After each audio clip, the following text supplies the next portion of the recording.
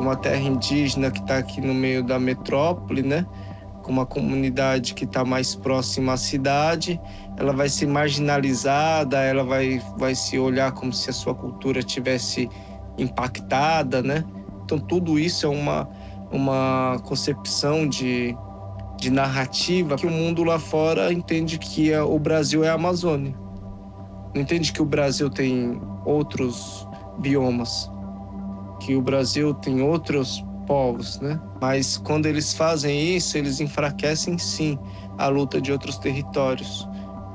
A gente está vivendo em um bioma, ele foi reduzido praticamente a 15% de sua mata. Você tem uma cidade que é a maior metrópole da América Latina.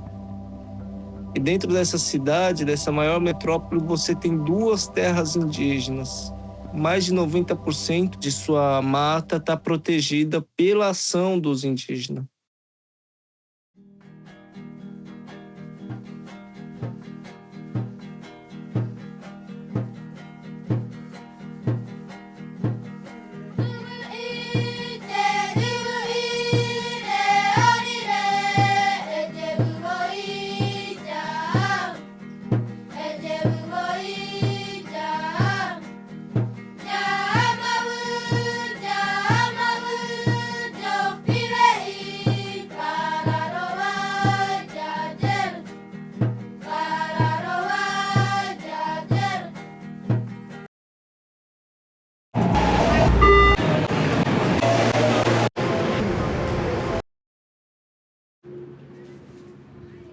Nosso conhecimento não está escrito na pedra, nosso conhecimento, a gente não está no livro, nosso conhecimento está aqui.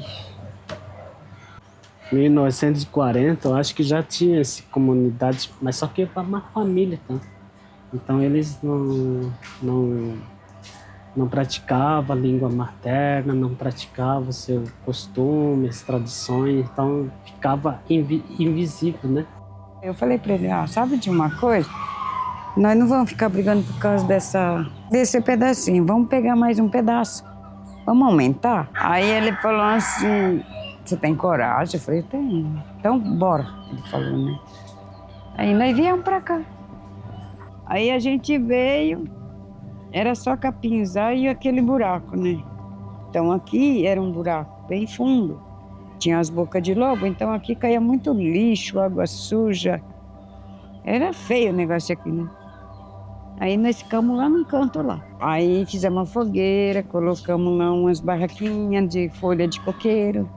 Aí ficamos, aí veio... Tinha um policial que morava aqui, aí ele foi lá e falou para nós, vocês não podem ficar aqui não. Aí a gente falou, não, a gente vai ficar, daqui ninguém vai tirar a gente não. Ah, vocês vão arrumar confusão, não importa, nós vamos ficar aqui. Aí ficamos.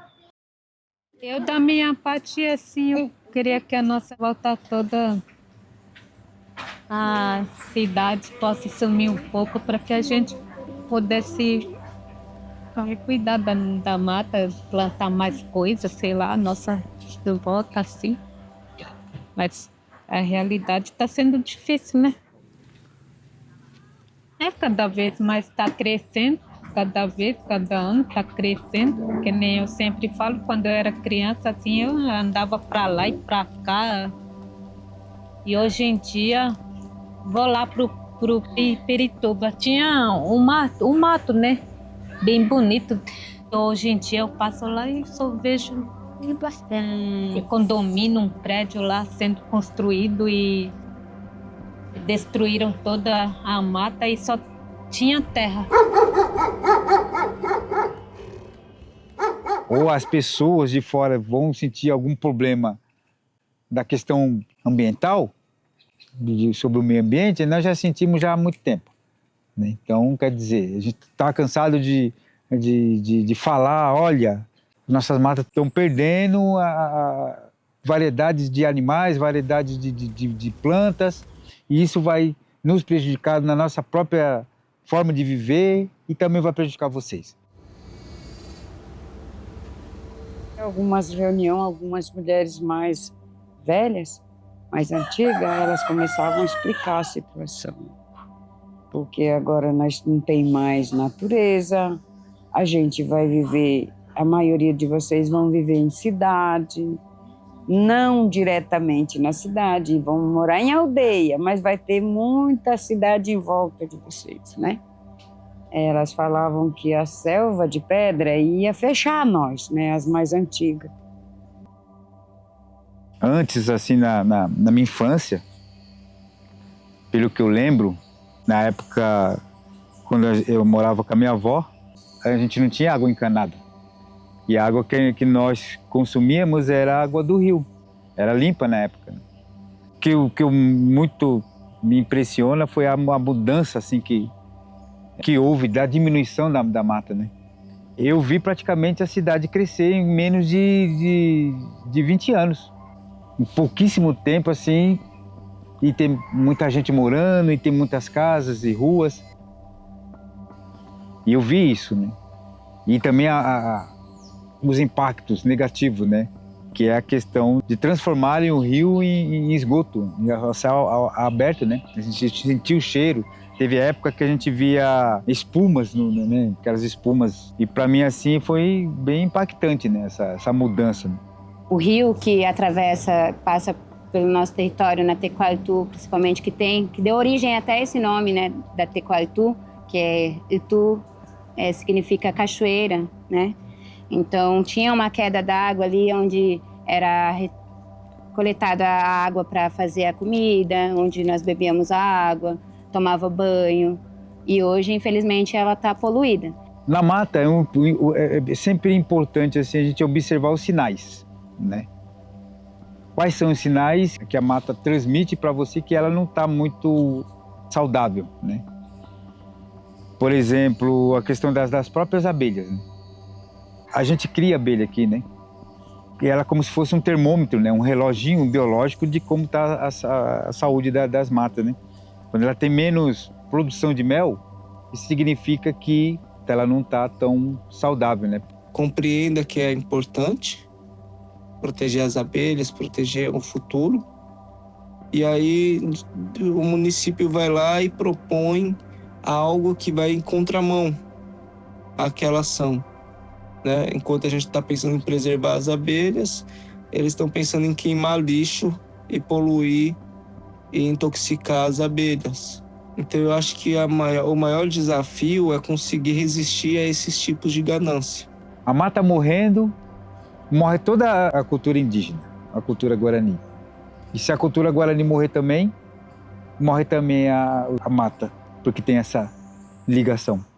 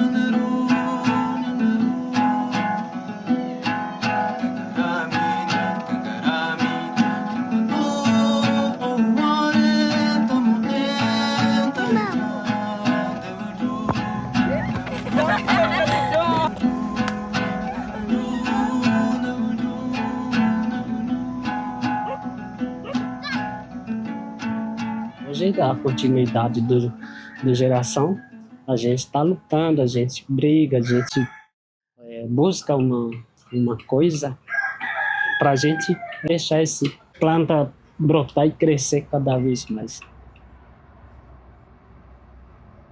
Um grãozinho de areia, mas você fez o bem para as suas gerações, para o seu próximo.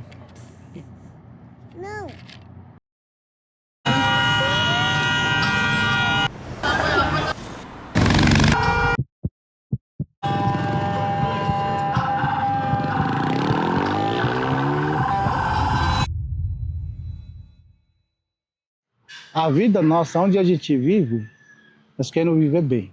Nós não nascemos para ser gaiolado. Não é como um não indígena, né? Morar no prédio, ficar lá olhando lá de cima. nunca tem conhecimento do nosso mundo. Porque nós nascemos para ser livre. Não vivem sem a água, não vivem sem o oxigênio que é produzido através, né, da natureza. E nós somos da terra, né? Nós somos dessa natureza que nos envolve, que está vivendo em harmonia junto conosco. Ao nascer, essa ligação ela é feita diretamente com a mãe verdadeira, Nhandê Tietê, né? A mãe verdadeira. É a terra, é a natureza. A placenta ela é plantada na terra. E essa ligação, esse cordão que antes era ligado, né, na mãe que gestou ali, é ligado agora com a mãe verdadeira, com a mãe terra, né? A mãe natureza.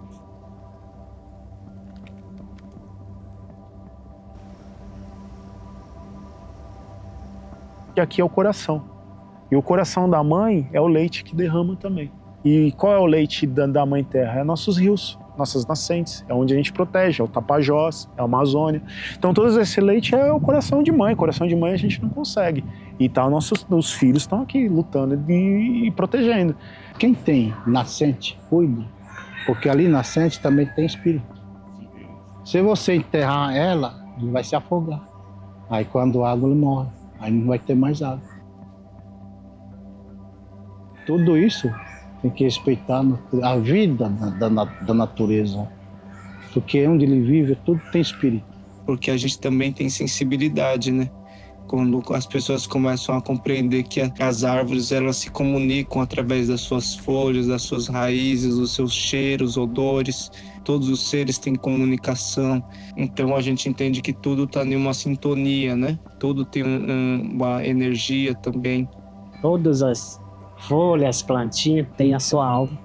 Nascente, floresta, pedra. Nesse mato, cada pé de árvore tem nome. Igual nós, né? Se você cortar uma árvore ou quebrar um galho, igual nós, por exemplo, eu vou te beliscar, vou te machucar, vai sair uma lágrima de você. Então, mais ou menos, uma árvore é assim também. Então, por isso mesmo que quando a gente vai na mata ou tirar algumas plantas, a primeira coisa a gente faz, pede licença para tirar folha, raiz, para entrar na mata. Ele é o espírito da gente. Ele que fortalece nossa vida. A vida, ele está com nós também. Somos a floresta. A gente não está cuidando da floresta, nós estamos cuidando de nós mesmos. Nós somos a natureza. Então, cuidar da floresta é viver. Já é nosso. Qualquer um que chega pisando na terra e entendendo que cuidar da floresta é cuidar dela mesma, já basta. Então, ela não tem uma obrigação. Ela já é por natureza. A gente já respira isso. Tudo tem um porquê. Há uma diferença do não indígena e do indígena tratar, né? Que o não indígena ele fala meio ambiente. Para a gente não existe meio. O ambiente é um só. E o Urupá é uma coisa só. E o Urupá é nosso planeta. Não pensa-se na preservação da natureza como uma forma de consciência somente. Não é apenas isso. É uma forma de sobrevivência. Todos os elementos fundamentais para a preservação da cultura guarani, ela está exatamente nas matas. Porque a gente vê uma inteligência no funcionamento do ecossistema. São tudo interligados. E nessa composição está o indígena, está o guarani. E é mágico, né? Eu acho que essa relação com o território ela é muito de pertencimento, como se você está vivendo na barriga da sua mãe mesmo, assim, como se fosse o seu lugar, né? Como parte da sua conforto. Mas aí também tem o sentimento quando vai crescendo que é de proteger esse lugar, né? Que é como se quando chega a realidade, né? Daqueles que querem tomar o território e aí começa a pressionar e aí você tem que começar a entender que você tem que lutar para que a sua casa continue existindo, né? Então isso é um entendimento também, né? De proteger o seu lugar também.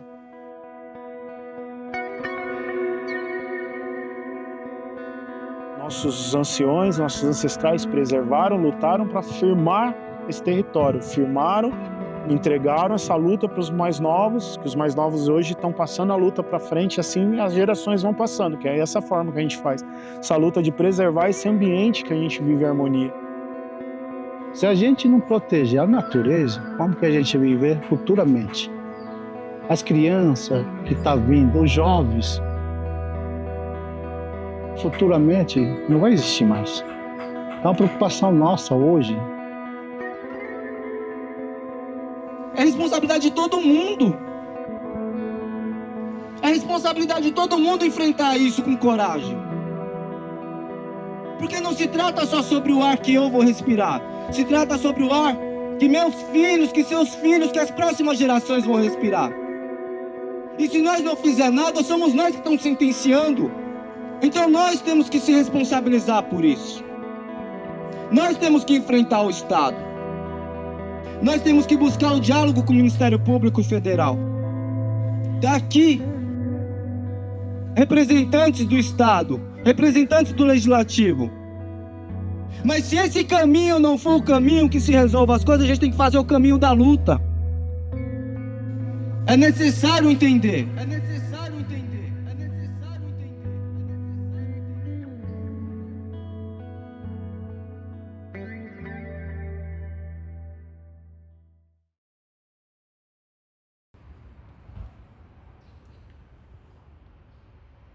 A gente quer manter essa mata para a gente se sentir bem, né? Não só a gente, mas a população paulista em geral, né?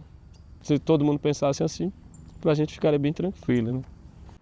A preservação é reeducação. Reeducação é troca de conhecimento. Educação é uma coisa meio que imposta. De você respeitar a espiritualidade guarani, né? Que é fazer as cerimônias. Essa também é uma prática. Eu acho que talvez essa seja, assim, a mais importante. Sabe? Você tá respeitando aquilo que você é, né? Que é ser guarani.